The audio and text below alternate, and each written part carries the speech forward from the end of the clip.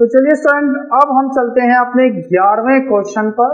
11वां question है औद्योगिक नीति संकल्प आईपीआर 1956 डैश किस पंचवर्षीय योजना का आधार बनाया। यानी यहाँ पर एक आपको रिक्त स्थान है कि औद्योगिक नीति 1956, देखिए नाम से क्लियर है 1956 जहां आ जाता है वहां पर दूसरी पंचवर्षीय योजना स्टार्ट होगी। पहली पंचवर्षीय योजना का पीरियड जो है वो 1 अप्रैल 1951 से लेकर 31 मार्च 1956 है, जबकि आईपीआर 1956 जो है इस योजना के बाद में 1956 में ही आई थी, जून जुलाई के अंदर। तो इसका मतलब ये क्लियर होता है कि आईपीआर 1956 का जो पंचवर्षीय योजना है वो दूसरी है, यानी कि इसका जो आंसर है वो सी है। देखिए स्टूडेंट्स, कुछ चीजों का आपको आइडिया लगाना चाहिए खुद ब खुद कि दूसरी पंचवर्षीय योजना में ही 1956 आता है, पहली में तो हो नहीं सकता, ये दूसरी में ही है क्योंकि ये लगभग जून जुलाई के आसपास जो है आईपीआर 1956 को लॉन्च किया गया था। तो ये है 11वें क्वेश्चन का आंसर जो है वो सी रहेगा, दूसरी पंचवर्षीय योजना। अब 12वें क्वेश्चन पर हम बात करते हैं। देखो स्टूडेंट, देखो पेपर का एक पैटर्न आ रहा है आपको, अब मल्टीपल चॉइस है, यहाँ डिफाइन डाली गई व्यावसायिक संरचना, व्यावसायिक ढांचा। क्या होता है व्यावसायिक ढांचा? हम वैसे परिभाषा बता सकते हैं। व्यावसायिक ढांचे का मतलब होता है देश की श्रम शक्ति का विभिन्न उत्पादक क्षेत्रों में कैसे बंटवारा है, कैसे वितरण है। तो अब आप देखिए कि इसने ऑप्शन दिया आपको, किसी देश में श्रम शक्ति का आकार नहीं, ये नहीं है। किसी देश में रहने वाले लोगों की संख्या, ये भी आंसर नहीं है।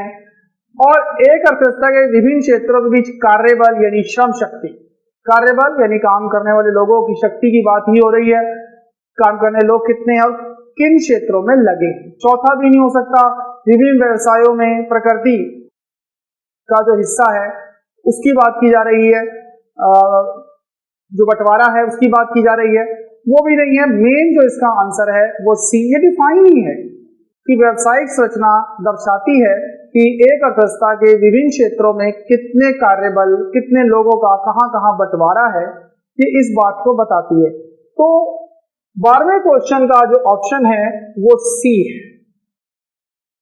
चलिए 13वें क्वेश्चन पर चलते हैं। देखो 13वां जो क्वेश्चन है वो भी एक डिफाइन ही है। सेकंड लेसन के अंदर बताया गया है विक्रय अधिशेष, मार्केटेबल सरप्लस इंग्लिश में कहते हैं। जिसे लिखा है कृषि का वो भाग जो किसान अपनी खपत की आवश्यकताओं को पूरा करने के बाद किसानों द्वारा बाजार में बेचा जाता है। तो जो बेचा जाता है, जो बच जाता है, वही बेचा जाता है। व्यापार अधिशेष इसका आंसर नहीं है, निर्माता अधिशेष भी नहीं है, उपभोक्ता अधिशेष भी नहीं है। ये है बी पॉइंट। ये विपणन अधिशेष मतलब यही होता है कि जो विपणन मतलब होता है बेचना, बेचने के लिए बचा हुआ, अपना रख लिया, वो जो बेचा गया उसे नाम दिया जाता है विपणन अधिशेष। ये डिफाइन है इसी चीज की कि विपणन अधिशेष वो भाग है जो अपनी आवश्यकता पूरे करने के बाद किसानों द्वारा बाजार में बेचा जाए, जो बचता है बेचने के लिए। विपणन मतलब बिक्री करने के लिए। तो इसका आंसर जो है वो रहेगा बी ऑप्शन। इसके बाद हम चलते हैं क्वेश्चन नंबर 14 पर, 14 नंबर क्वेश्चन के ऊपर। 14 नंबर क्वेश्चन के अंदर आपको दो स्टेटमेंट हैं। आपको ये बताना है कि दोनों स्टेटमेंट की कंडीशन क्या है, मतलब सत्य है असत्य है, सिर्फ इतना बताना है। कोई अभिकथन और उसके कारणों पर नहीं जानना है, आपको सिर्फ बताना है कि दोनों स्टेटमेंट किस तरह से सही हैं या गलत हैं, कौन सा सही है कौन सा गलत है, आपको सिर्फ इतना बताना है। जैसे कथन नंबर 1 है कि भारत में गरीबी रेखा को एक दिन में एक व्यक्ति की न्यूनतम पोषण संबंधी कैलोरी आवश्यकताओं के मौद्रिक रूप में परिभाषित किया गया है। ये कथन बिल्कुल सत्य है। आप लोग याद कीजिए गरीबी रेखा की परिभाषा। हमारे देश में बताया गया है कि ग्रामीण क्षेत्र के अंदर 2400 कैलोरी और शहरी क्षेत्र में 2100 कैलोरी का मिलना चाहिए। जरूरी एक व्यक्ति को न्यूनतम उपभोग जो है कैलोरी वाइज गांवों में 2400 और शहरों में 2100 है। और लेटेस्ट इसकी जो गणना है 2011-12 के हिसाब से इसे मुद्रा में परिभाषित किया गया है, जिसके लिए 1000 रुपए चाहिए मंथली शहरों में और 8 से 14 रुपए चाहिए गांव के। तो मुद्रा में बताया गया है इसको, इस कैलोरी को कितने पैसों से प्राप्त किया जा सकता है। कथन एक सत्य है बिल्कुल कि कैलोरी से ये लिया गया है और उसको मुद्रा में कन्वर्ट किया गया है। कथन नंबर 2 जो है वो है कि मौद्रिक संदर्भ में गरीबी रेखा की परिभाषा कुछ वर्षों में बदली नहीं है, ऐसा नहीं है। समय के साथ साथ मुद्रा के रूप में गरीबी रेखा की परिभाषा को बदलते रहते हैं। अभी 3-4 साल पहले ही बताई गई है परिभाषा, मुद्रा के रूप में कन्वर्ट करते रहते हैं, समय समय पर इसमें चेंज होता है। ऐसा नहीं है कि बड़े लंबे समय से इसे बदला ना गया हो, तो ये कथन जो है वो गलत है। तो इस हिसाब से 14 नंबर क्वेश्चन का जो आंसर है वो सी है, जिसमें कथन 1 तो बिल्कुल सही है लेकिन कथन 2 जो है वो गलत है। तो इस 14 नंबर क्वेश्चन का आंसर जो है वो सी है। आप समझिए, मैं आपको इसीलिए हर क्वेश्चन का सिर्फ ऑप्शन सही नहीं कर रहा हूं, उसको पूरा समझा रहा हूं ताकि आपके लिए बातें क्लियर रहें, कुछ कुछ आपकी रिवीजन भी सामने आए। तो चलिए अब हम क्वेश्चन नंबर 15 पर चलते हैं। 15 पर में भी उसी तरह का क्वेश्चन है सेम, कि आपको बताना है कि वो सत्य है, कौन सा कथन असत्य है, दोनों सत्य हैं। चलिए, ये टॉपिक है बाह्य प्रापण का। बाह्य प्रापण का मतलब होता है आउटसोर्सिंग। आउटसोर्सिंग का मतलब होता है विदेशों से सेवाएं लेना। और आपने आर्थिक सुधारों के चैप्टर में पढ़ा हुआ है कि भारत जो है आउटसोर्सिंग का एक आकर्षक केंद्र बना है, डेस्टिनेशन बना है, बढ़िया केंद्र बना है। क्यों बना है वो क्लियर है, क्योंकि भारत में बहुत ज्यादा कुशल श्रम शक्ति है, आईटी प्रोफेशनल्स हैं, जनसंख्या भी यहाँ पर ज्यादा है, इसलिए ही हमारा देश बाहर की कंपनियां यहाँ आ रही हैं। आपने सुना होगा कॉल सेंटर, बीपीओ बना रही है। बाह्य प्रापण उसी का नाम है कि यहाँ आकर कंपनियां हमारे देश से सेवाएं ले रही हैं अपने देश के लिए। तो ये बात क्लियर है कि भारत को अक्सर दुनिया का बाह्य प्रापण केंद्र कहा जाता है, क्योंकि सबसे ज्यादा बाह्य प्रापण केंद्र कंपनियां, आउटसोर्सिंग कंपनियां, कॉल सेंटर कंपनियां भारत में आई हैं। तो कथन 1 बिल्कुल सत्य है और दूसरा कथन भी सत्य ही है। क्यों बना है आखिर भारत एक बड़ा केंद्र?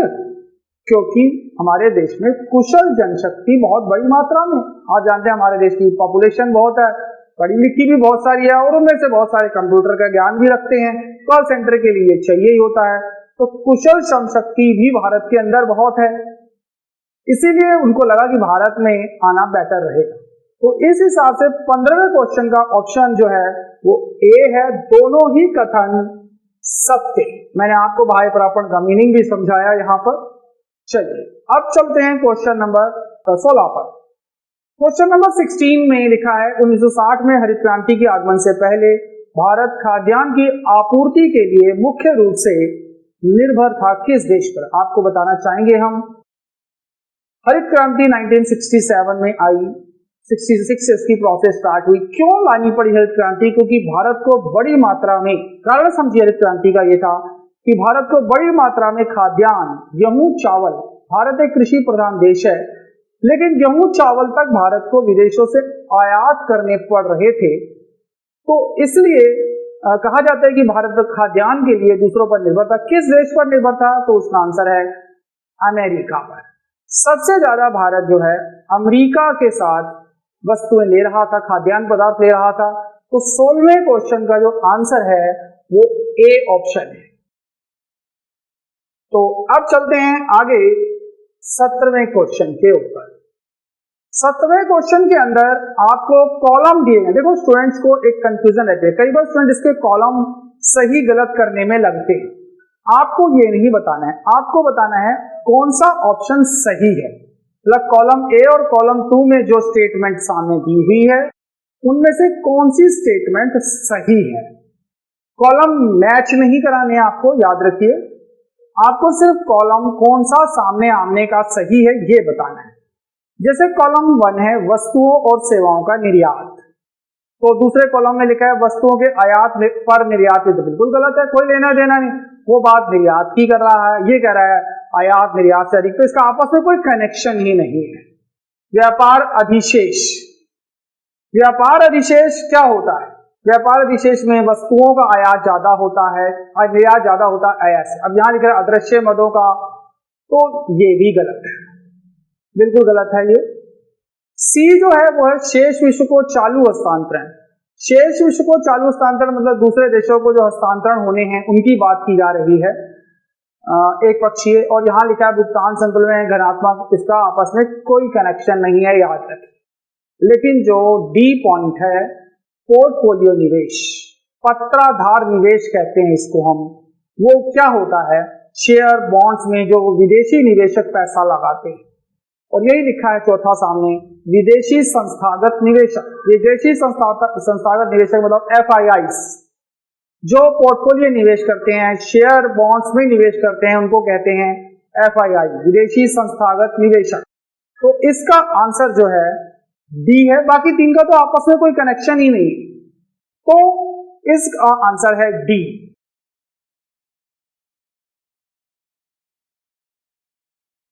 अब हम चलते हैं क्वेश्चन नंबर 18 पर। क्वेश्चन नंबर 18 बहुत आसान है। नाबार्ड की स्थापना 1982 में हुई। आप लोगों को पता होना चाहिए कि नाबार्ड पूरी बैंकिंग की गतिविधियां जो ग्रामीण क्षेत्र में होती है, ग्रामीण वित्त व्यवस्था है, उसकी एक शिखर संस्था है, टॉप संस्था बोलते हैं, क्योंकि सारी जो गांव के अंदर ग्रामीण क्षेत्र में जितने संस्थाओं ने लोन देना है उन सबको कमांड करती है नाबार्ड। 1982 में इसे बनाया गया और शीर्ष संस्था के रूप में बनाया गया। शिखर या शीर्ष बात एक ही होती है, तो ये कोई सहकारी नहीं है, माइक्रो शाख नहीं है, निजी शाख नहीं, बल्कि ये शीर्ष निकाय, शीर्ष निकाय मतलब शीर्ष बॉडी है, संस्था है, इससे बड़ी संस्था नहीं है ग्रामीण वित्त के लिए। तो इसका आंसर जो है, बहुत आसान क्वेश्चन है, बी आंसर है इसका। 19वें क्वेश्चन पर चलते हैं। 19वां क्वेश्चन है, भारत सरकार ने भारत की वयस्क जनसंख्या को बिना किसी शुल्क के टीकाकरण दिया गया। आपको पता है कोवैक्सीन, कोविशील्ड, बहुत पैसा सरकार खर्च कर रही है, तो किस तरह का व्यय माना जाएगा? अब आप याद कीजिए, राजस्व, पूंजीगत व्यय, आय तो है नहीं, ये तो खर्च कर रही है सरकार, तो ऑप्शन नंबर ए तो हो नहीं सकता, न डी हो सकता, दोनों आय है तो उसका तो कोई मतलब नहीं है। रह जाते दो ऑप्शन, बी या सी। एक है पूंजीगत व्यय, दूसरा है राजस्व। देखिए दिमाग से लगाइए, पूंजीगत व्यय का मतलब है जहां कोई संपत्ति बनाए सरकार, तो यहां कोई संपत्ति नहीं बना रही है बल्कि जनता पर स्वास्थ्य खर्चा कर रही है, एक रेगुलर खर्चा है जनता के स्वास्थ्य के ऊपर। अचानक से भी करना पड़ेगा लेकिन है तो राजस्व प्रकृति का ही है, इससे कोई संपत्ति निर्माण नहीं होगा, कोई देनदारी सरकार की कम नहीं होने वाली है, ये तो जनता पर खर्च हो जाएगा आम रेगुलर खर्चे की तरह। तो इसका आंसर रहेगा सी ऑप्शन, राजस्व प्रकृति का व्यय। तो 19वें क्वेश्चन का आंसर है सी। और अब हम चलते हैं 20वें क्वेश्चन के ऊपर। 20वां क्वेश्चन है कि भारत में गरीबी का कारण नहीं, बहुत आसान क्वेश्चन है। आप भारत में गरीबी के कारणों पर जाइए, जनसंख्या विस्फोट उसका कारण है, बहुत बड़ी आसान बात है। जनसंख्या विस्फोट के कारण तो भारत में गरीबी ज्यादा है, कम पूंजी निर्माण है, पैसा कम लगाया जा रहा है, पैसे की जरूरत बहुत ज्यादा है, तो ये भी एक बहुत बड़ा कारण है। इसके अलावा सामाजिक आर्थिक बहिष्कार जो है, कई सारे सामाजिक आर्थिक चीजें जो हैं वो भी एक कारण है। लेकिन जो बी ऑप्शन है, आप देखिए क्या लिखा है, प्रति व्यक्ति सकल घरेलू उत्पाद में वृद्धि। अरे जीडीपी बढ़ेगी तो गरीबी तो हटेगी, जीडीपी कम होना एक कारण हो सकता था, जीडीपी बढ़ रही है हर व्यक्ति की तो गरीबी खत्म करेगी। तो बी ऑप्शन जो है वो है जिसकी वजह से गरीबी नहीं आएगी बल्कि गरीबी खत्म होगी। तो बी ऑप्शन है इसका, याद रखिए बी ऑप्शन में हम चलते हैं। इसके लिए बहुत आसान क्वेश्चन ये माना जाएगा। चलिए स्टूडेंट, अब क्वेश्चन नंबर 21 पर चलते हैं। 21वां क्वेश्चन है कि एक काल्पनिक अवस्था में श्री नीरज ने बैंक में याद रखिए 100 रुपए जमा कराए। यदि मान लिया जाए कि वहां अर्थव्यवस्था में कोई अन्य मुद्रा नहीं है, यानी और कोई मुद्रा नहीं है, सिर्फ 100 रुपए हैं, वो भी बैंक में जमा करा दिए गए, तो अर्थव्यवस्था में कुल मुद्रा पूर्ति कितनी होगी? 4 ऑप्शन है, 0 है, 100 है, परिभाषित नहीं है, 120 नहीं। देखिए यहां पर आप समझिए कि मुद्रा की पूर्ति का मतलब क्या है। मुद्रा की पूर्ति का मतलब होता है अर्थव्यवस्था में विनिमय के लिए मुद्रा होना, नगद रूप में या बैंक में मांग जमा। सही मायने में मुद्रा पूर्ति में नगद मुद्रा और बैंक मांग जमा होती है। अब यहाँ 100 रुपए हैं और वो बैंक में जमा करा दिए गए हैं, तो सीधी सी बात है 0 तो इसका आंसर नहीं होगा, क्योंकि 100 रुपए तो हैं और वो बैंक में जमा है। मुद्रा की पूर्ति में 2 चीजें आती हैं, मैंने अभी भी बताया, नगद मुद्रा और बैंक जमा।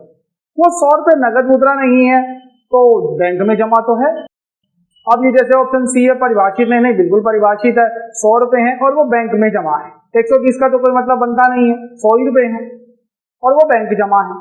तो यहां पर आंसर सिंपल तौर पर बी ऑप्शन है, याद रखिए। तो 21वें क्वेश्चन का जो आंसर है वो बी ऑप्शन है, 100 रुपए बैंक जमा के रूप में। बैंक भी तो आगे से यूज ही करेगा।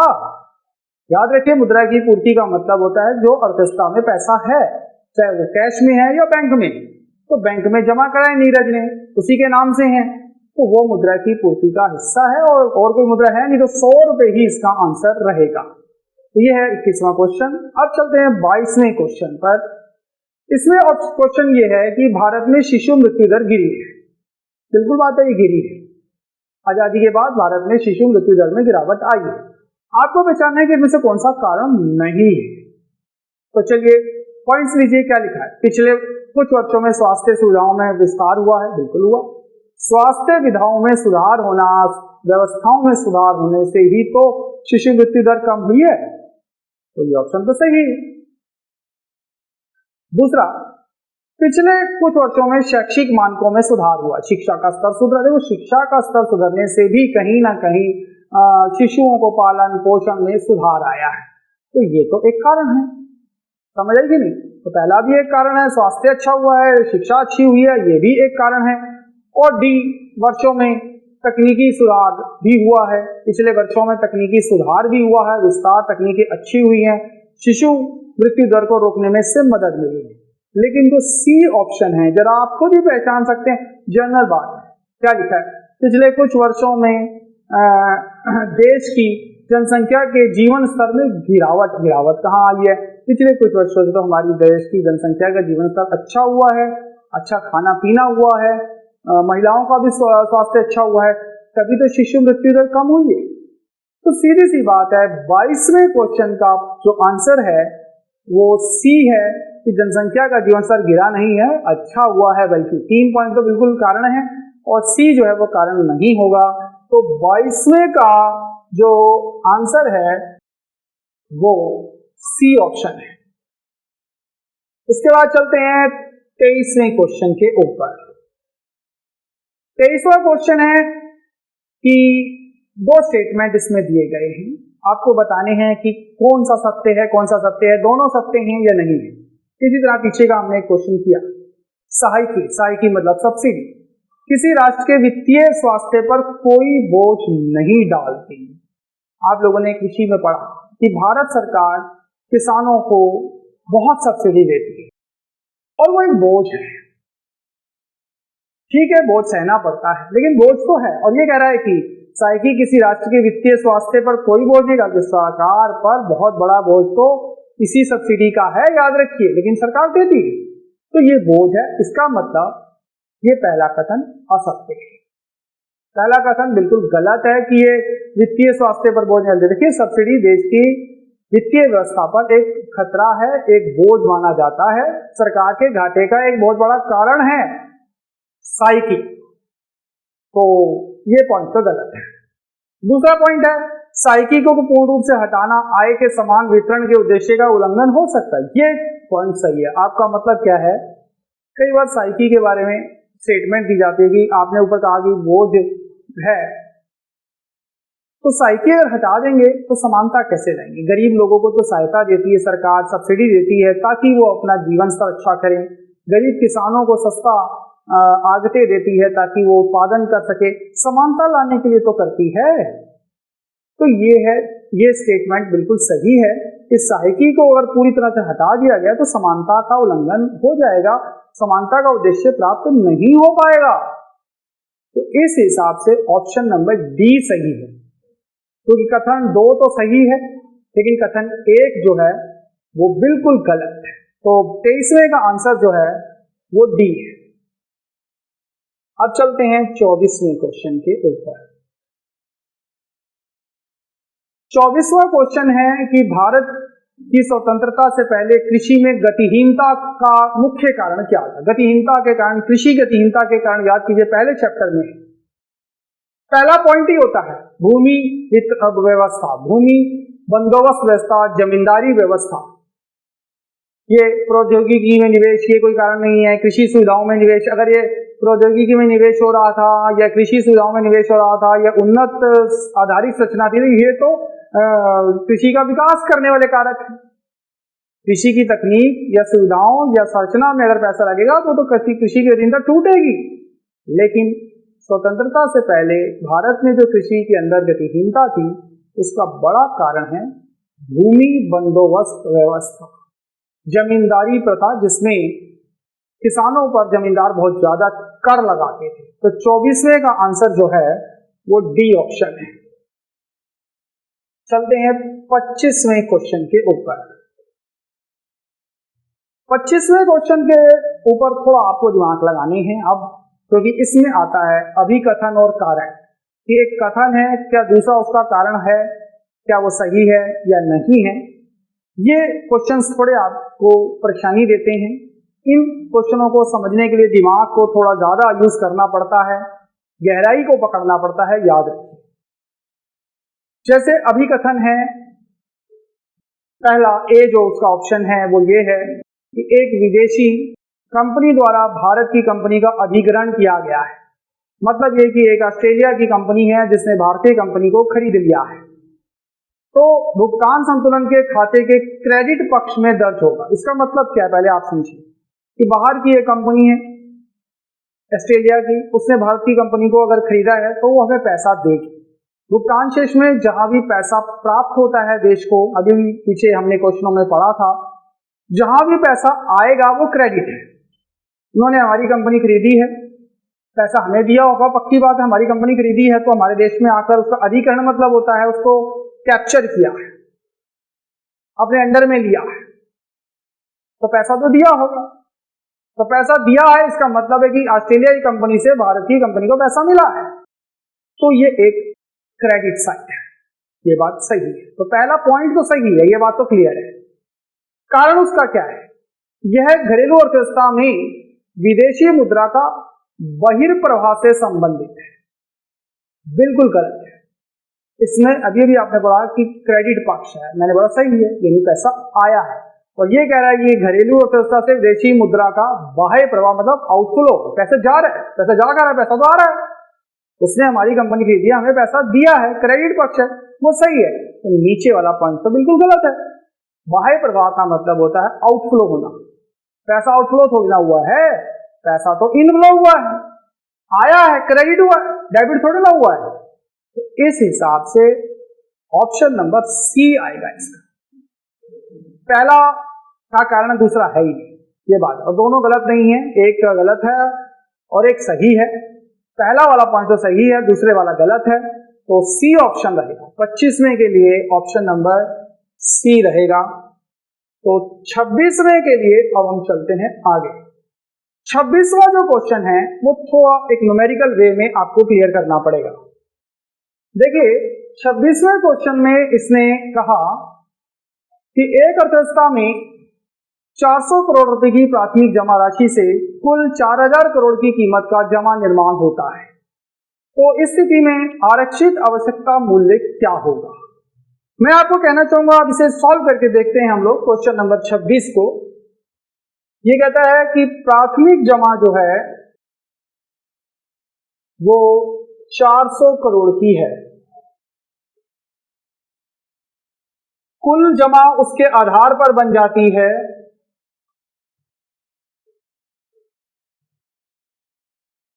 4000 करोड़। इसमें पूछा है कि न्यूनतम आवश्यकता अनुपात क्या होगा।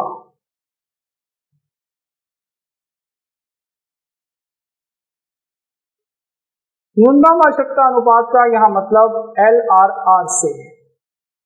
आपको प्रूव करके बताना है कि LRR कौन सा। 4 ऑप्शन है, हम आपको पूरा इसको सॉल्व करने का तरीका बताते हैं। देखिए सीधी सी बात है, कुल प्राथमिक जमा निकालने का फॉर्मूला क्या होता है। कुल प्राथमिक जमा का फॉर्मूला होता है प्राथमिक जमा जो आई हमारे पास इनटू मुद्रा गुणक। तो अब हम यहां मुद्रा गुणक ही निकाल पाएंगे क्योंकि 2 आइटम हमारे पास ऑलरेडी हैं कि कुल प्राथमिक जमा है 4000 और प्राथमिक जमा 400 हमारे पास है, तो हमें मुद्रा गुणक निकल के आ सकता है। मुद्रा गुणक की सहायता से हम LRR निकाल लेंगे, अभी हम आपको दिखाते हैं। चलिए, तो ये 400 यहां ले आएंगे हम नीचे, 400 यहां आ गया, तो मुद्रा गुणक बन जाएगा हमारा 10 बन जाएगा। 2 जीरो यहां कट गई, 4 से इसको काटा, 10 इक्वल्स टू मुद्रा गुणक। मुद्रा गुणक के बाद हम LRR की सिचुएशन निकाल सकते हैं। यहां मैं आपको सॉल्व करके दिखाता हूं। मुद्रा गुणक का फॉर्मूला है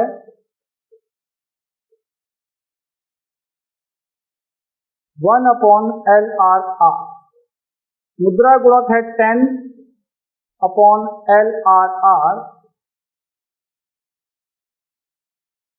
तो 10 इसके नीचे आ जाएगा, LRR बाहर आएगा, 1/10, 0 यहां कटना है तो 0.1, LRR इक्वल्स टू 0.1।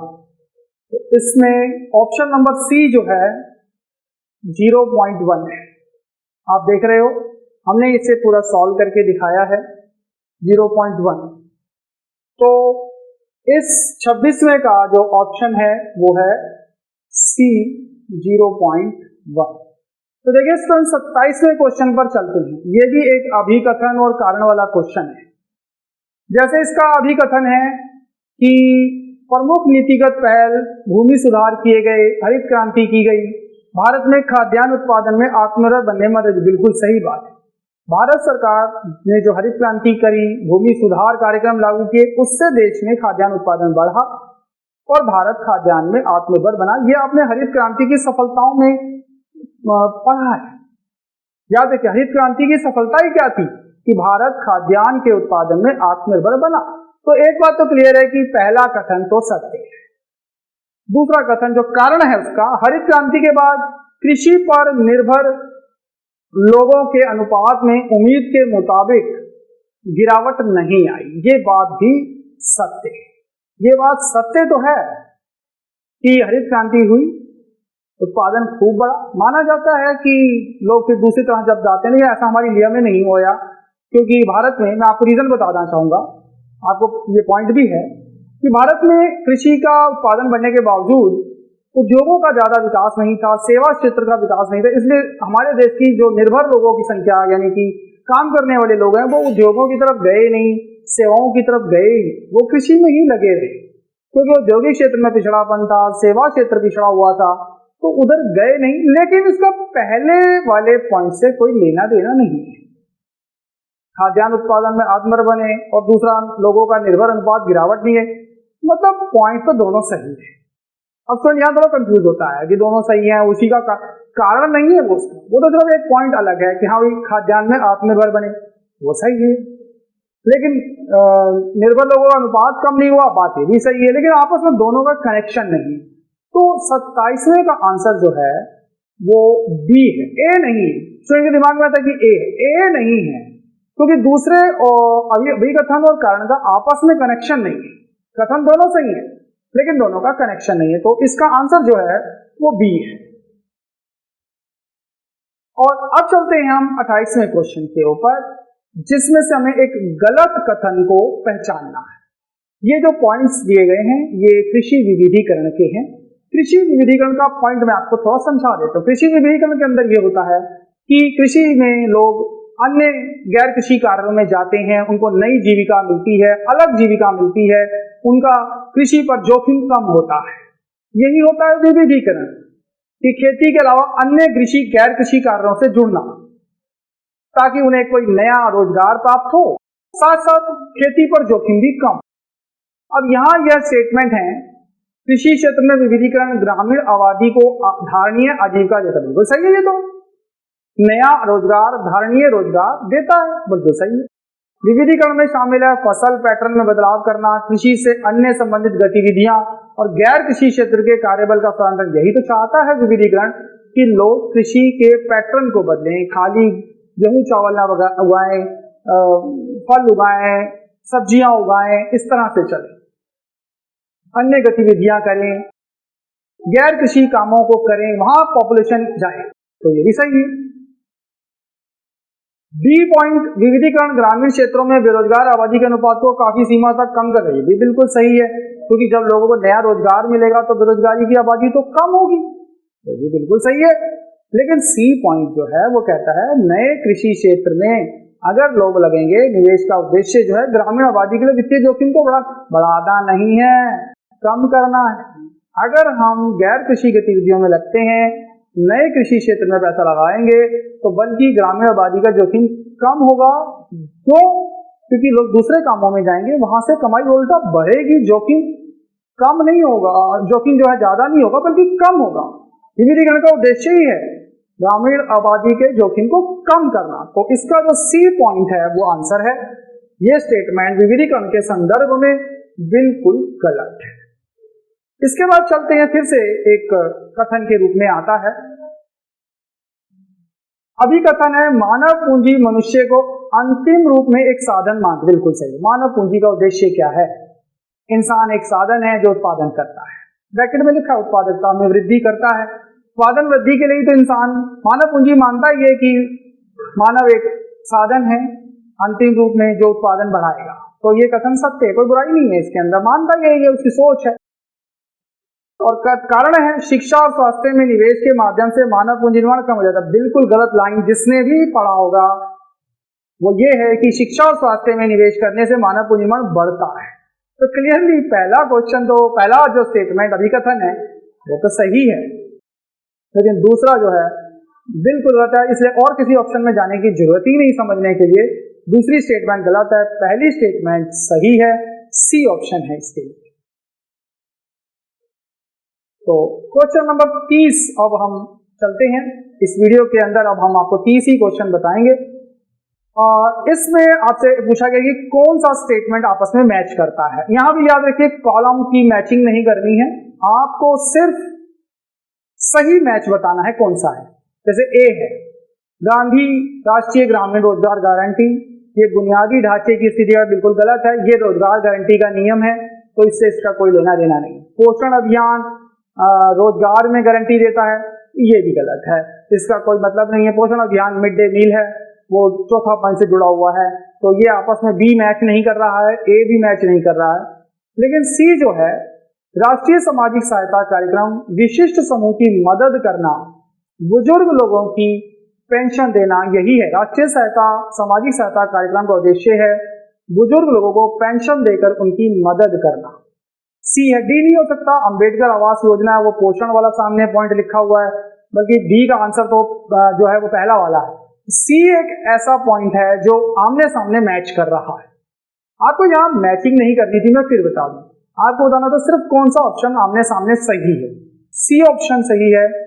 सामाजिक सहायता कार्यक्रम सरकार ने बनाया है ताकि जिसमें बुजुर्गों, महिलाओं, बेसहारा लोगों की पेंशन देकर मदद की जाए, तो सी ऑप्शन है इसके लिए राइट आंसर जो है वो सी। तो इस तरह से हमारे 30 क्वेश्चन जो है इस सैंपल पेपर के हमने आपको बताए। आगे बाकी के 30 क्वेश्चनों के लिए आप हमारे चैनल को, वीडियोस को देखते रहिए, लाइक कीजिए, सब्सक्राइब कीजिए और हमारे साथ लगातार जुड़े रहिए।